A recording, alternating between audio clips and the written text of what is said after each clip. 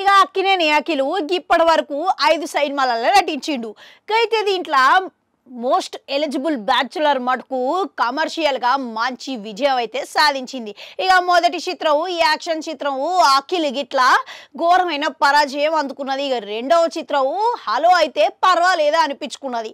ఇక ఆ తర్వాత మూడవ చిత్రం మిస్టర్ మజ్ను గిట్లా ఇక ఓ మోస్తారుగా ఉన్నది అని మాట అయితే సొంతం చేసుకున్నది. ఇక నాలుగవ చిత్రం మటుకు మోస్ట్ ఎలిజిబుల్ బ్యాచులర్ అయితే సూపర్ హిట్ అందుకున్నది. ఇక ఆ తర్వాత వచ్చిన సురేందర్ రెడ్డి దర్శకత్వం చేసిన ఏజెంట్ సినిమా అయితే ఇక ఆయన సినిమాలల్లో ఘోరమైన పరాజయం లెక్క మారింది.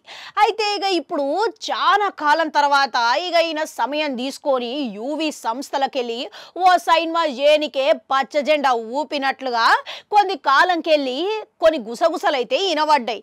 అయితే ఆ సినిమా మటుకు 100 కోట్ల మొత్తం పెట్టి తెరకెక్కించబోతున్నాడని ఇక టాక్ గిట్లా వినబడ్డది. అయితే ఇప్పటి వరకు ఈ సినిమాకు సంబంధించి అధికారిక ప్రకటన మాత్రం ఇయ్యలేదు.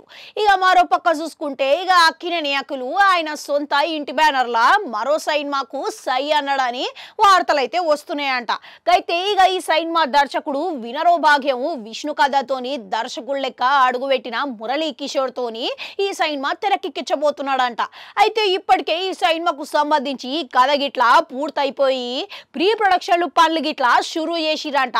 మళ్ళా తొందరనే ఈ సినిమాకు సంబంధించి అధికారిక ప్రకటన గిట్లా వస్తున్నదని అందరూ అనుకుంటున్నారు.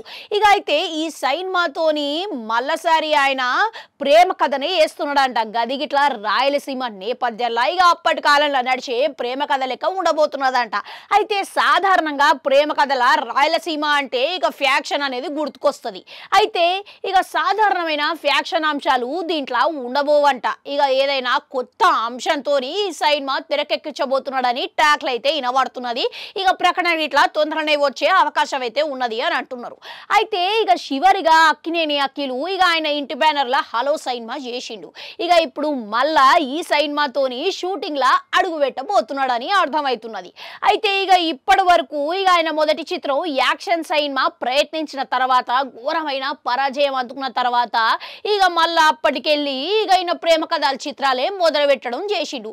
ఇక పోయినసారి మళ్ళీ యాక్షన్ చిత్రం అయినా ఏజెంట్ సినిమా ప్రయత్నించిండు కానీ ఇక అది ఇట్లా వచ్చి రాలేకపోయే మళ్ళా తిప్పుకొని మరి ఇప్పుడు యూటర్న్ తీసుకొని మరి ప్రేమ కథ చిత్రాలు ముందుగా పూర్తి చేయాలని నిర్ణయించుకున్నాడంట.